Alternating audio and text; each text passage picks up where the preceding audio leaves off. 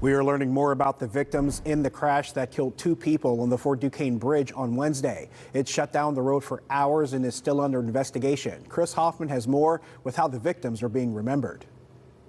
It was a day ago when that crash happened at the Fort Duquesne Bridge here, and one of those cars landed on Reedsdale Street. According to the Allegheny County medical examiner, Danielle Jackman of Churchill and Michael Smith of Sheridan were killed in that crash. Family and friends are in mourning today. They say both victims leave a legacy behind. According to Pittsburgh Public Safety, 5 vehicles were involved in the crash on the Fort Duquesne Bridge. Smith was in an SUV that went off the bridge. He died at the scene. First responders had to use the jaws of life to get Jackman out of her car on the bridge. She would later die at a hospital. Jackman's employers of Pittsburgh Mercy, of which she worked for more than 25 years as a counselor, and Smitty's place in McKeesport, where she worked as a cook, are heartbroken by the loss. Friends tell us through messages that Jackman loved Pittsburgh sports, her family and friends, and her dog Rumble. A part of it read, quote, "She is and always will be very much loved because that's what Danny was. Love, right here on earth for not long enough." The son of Smith is asking for support in social media posts during their family's tragic time, along with people to stop sharing videos that graphically show the aftermath of the crash. PennDOT had crews on the Fort Duquesne Bridge today to look for any damage, and no issues were found. Pittsburgh police say the investigation is still ongoing. At this point, they are still looking at the vehicles and checking videos. They add it may take some time before they make any determinations. Smitty's is organizing a balloon release for Jackman. That is scheduled for next Friday evening. Of the other vehicles that were involved in this crash, police say no other injuries were reported. On the North Shore, Chris Hoffman, KDKA-TV News. Also at noon for you, we are learning new details this afternoon about a fight in Pittsburgh's East Liberty neighborhood that caused tens of thousands of dollars in damage. As Jessica Riley reports, a group of teens is facing charges. Yeah, this Sephora on Shady Avenue in East Liberty has not even officially grand opened yet. And you saw it on the door closed today and throughout the next couple of days. That's due to those 6 teenagers following a woman in there, allegedly beating her up and damaging thousands of dollars worth of product. You can just see the damage done. Products scattered, the store sustained $30,000 in damages. And just across the street, 6 teenagers, ages 14 to 17, detained by police. The entire thing was just trash. There was makeup all over the floor. It looked like it had been ransacked. When police arrived to the Sephora, the victim, a woman, was outside bleeding heavily from her head. She was allegedly followed and taunted by those 6 teens after she told police she briefly engaged with them at the bus stop. That's just crazy. Where's these kids' parents at? Police say once the victim was inside that Sephora, which is brand new to Meridian Square, the girls screamed at her, threw glass bottles and products at her, and that's evident by the photos. They say those girls punched, kicked, and beat the woman with a metal sign, while others barricaded the door so she couldn't leave. That's horrible. I really hope that that woman is okay. While the store was under a soft open, according to Sephora's website, the grand opening will now be on May 15th. I live like right across the street, so that's kind of crazy to think that that happened so close to where I was living. The teens are being processed as juveniles and face charges of aggravated assault, criminal mischief, criminal assault, and more, while 3 of them were also charged with providing false ID to police. The kids' parents need to do something with the kids. That's what it is. Kids don't need to be out doing what they're doing. You know, they need to be home with their parents, studying, doing whatever. And at this point, Pittsburgh Public Safety says the woman is in stable condition with serious injuries, but not life-threatening. In East Liberty, Jessica Riley, KDKA-TV News. A 13-year-old crashed a dirt bike into a car. Now his parents are the ones facing criminal charges, and police say this case could have wider implications. They say what led to this moment is just as important as what happened on the road. Shelley Bortz has more from Canton Township, Washington County. This crash happened in seconds, but police say it should have never happened at all because what they uncovered, this didn't start with a child. It started with permission. A 13-year-old on an electric dirt bike riding into traffic and crashing straight into a car. Police say this isn't an isolated incident. It's happening more often. The bike wasn't street legal, no registration, no insurance, and no business being on the road. Investigators say the teen rode nearly half a mile, crossing busy roads before failing to stop and slamming into a vehicle. We cannot have the children in our neighborhood operating vehicles on the roadway when they have not went through the required licensing process. It's dangerous to them. It's dangerous to the community. But what's now raising the biggest questions, who police say allowed it to happen. We went to the home of the parents now charged, Andrew and Ashley Macbeth, looking for answers, but no one came to the door. Under Pennsylvania law, parents can face charges if they knowingly allow a child to engage in dangerous or illegal behavior. Chief William DeFort says that's exactly what happened here. The parents knew that he was operating a motorized vehicle on the roadways, and they gave him permission. That admission now at the center of the case. The driver involved, who spoke off camera, says he's glad charges were filed, calling it dangerous for a child to be riding an electric bike in traffic with cars. And this case isn't the first like this in Washington County. Just a year ago at the intersection of Chestnut and Washington Streets, 16-year-old Jonathan Gillespie Jr. was riding an electric dirt bike when he was hit by a vehicle and later died from his injuries. One that resulted in a death. This one in particular resulted in hospitalization. Number 3 isn't an if, but a when.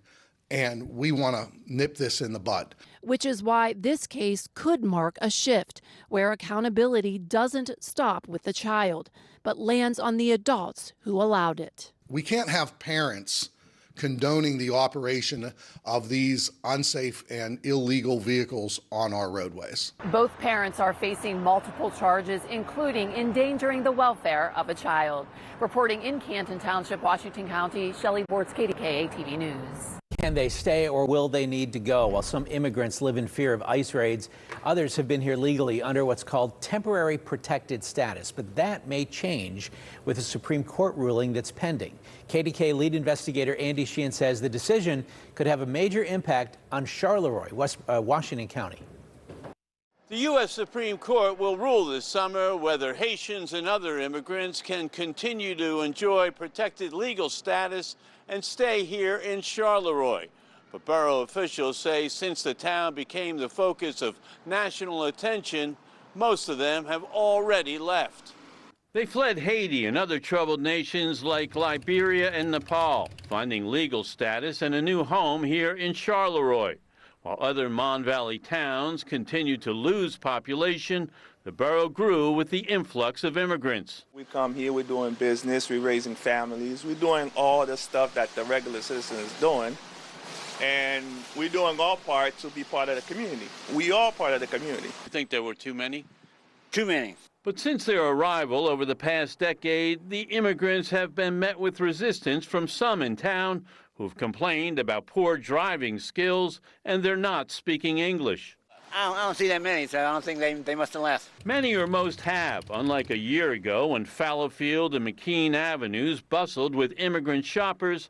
The sidewalks are empty, and newly vacated stores now line those streets. The immigrants having left Charleroi for other states or gone back to Haiti. I do believe they have been an asset. I feel bad that so many of them have left. Former mayor and now councilwoman Nancy Ellis says many have left town after becoming a target of President Trump, who singled out Charleroi by name in his administration's quest to lift the protected status of Haitians. Were they afraid? Some of them were afraid because of the fact that Charleroi had been mentioned.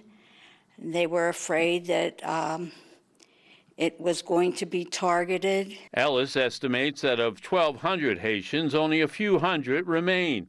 And while some of that has been driven by fear, others say it's mostly economic.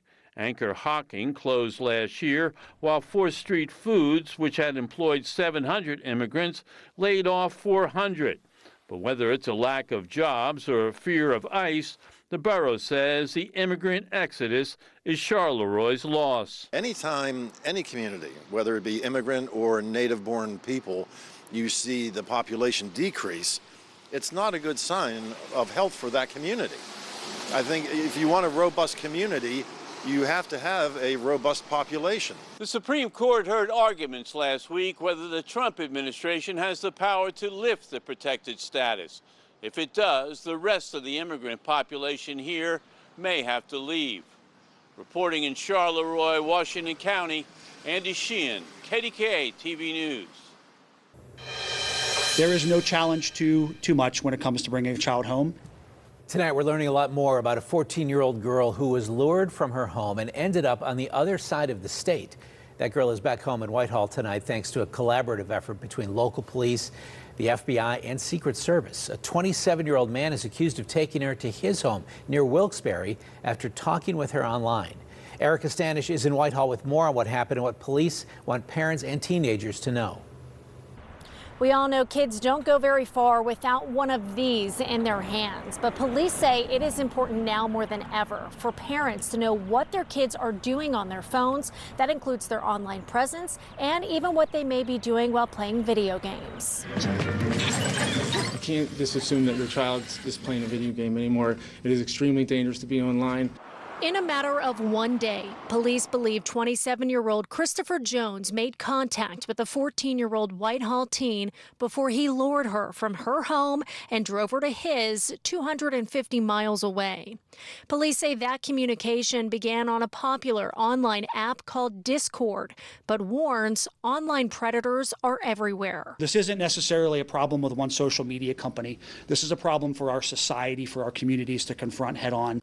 Police say Jones talked about performing sexual acts with the teen before making plans to pick her up, and did so after communicating for just a day. These threats, frankly, move at the speed of social media. But if you are out there trying to prey on a minor, I want you to know that so too does law enforcement move at the speed of social media. Within 24 hours, the girl was located and brought back home. But police stressed to parents to know what your kids are doing online at all times. When they're picking up a cell phone, we shouldn't assume that they're doing something admirable. Children are vulnerable. They don't yet know what right and wrong is, and we need to help them. We encourage parents to maintain open communications with their children, talk to them about the dangers of who they talk to, and most importantly, do not share their private personal information with anybody other than known friends or family. Police say children should never take photos of themselves and be cautious to who they're communicating with online. Police also encourage parents to check their children's tablets and phones, even video games, saying prevention is key. Reporting from Whitehall Borough, Allegheny County, Erica Stanish, KDKA-TV News. And no, it's not your imagination. The price of gas is climbing almost every day. And yesterday's military exchanges in the Strait of Hormuz definitely did not help the situation. Yeah, and now that fuel costs are threatening $5 a gallon, at what point will you decide to leave those wheels parked? John is back now. And John, so many of us are feeling the pressure because of these high prices. We're going to have to make some tough decisions. Yeah, I got an earful at the pumps yesterday, and I'll tell you that $5 seems all but inevitable now, and drivers tell me they do have a limit. There are different approaches to these prices. There's don't look. Like the other day, I look at the price and I go, holy cow, it's over $5. Or there's seethe. Very expensive, extremely expensive. It's hard, it's difficult. Every fill up is roughly $15 to $30 more than it was a couple months ago. Mike West's truck took $146 to top off. It's expensive to fill up. If I had to drive it every day, I'm sure it would be something I'd think about more. It shouldn't cost $46 for me to fill up a Honda Civic. And GasBuddy.com's Patrick DeHaan says yesterday's military action in the Strait has already put another 13 cents a gallon in the gasoline price pipeline. You can watch how quickly they pass it along, or don't. I think we are headed into at least $5 within the next couple weeks. We're almost there. Almost. Unless we make a deal, I really don't see a path that's going to stop us from hitting the $5 mark. A line in the sand for some. Probably at $5, and we're right there. We're close to it. I would say I try to drive less and take the bus and walk more. It's time to really think about cutting back. But many can't. We got to keep on paying. What else could we do? And I think we would probably looking at $6 probably by the end of the year if we don't make some changes soon. You know, $6 is definitely not a foregone conclusion, but we've gone this far. We are probably on the path towards that. Whether or not we'll get there is up to the president or it's up to Iran. Now, DeHaan says that right now we are hostages to our lifestyle and we really can't cut back. You got to get to work or you got to get to school. But summer travel is discretionary and it could be significantly impacted because even if the war ended today, prices will likely remain high all the way through the summer and beyond. You know, you certainly heard the frustration in people's answers there, but was anyone like truly angry over this? No, I think it's more of a feeling of helplessness, resigned, and just having to pay more. And I go back to earlier advice that DeHaan gave us that you might remember. Take advantage of every kind of fuel discount you can find, a reward you can find on your credit card, on your grocery store, join a big box club. At these kind of prices, anything you have to pay in a membership, you're going to quickly get back in just a few fill-ups. Yeah, you were mentioning that, I think, last week, and right now is the time to do it. It really pays off, and quickly. And what that cost for the one guy to fill up his truck? Oh, holy cow. I mean, we all went, whoa. I kept watching it go up thinking, oh my gosh, how high is this going to go? Yeah, that's crazy. Yeah. All right. Thanks, John.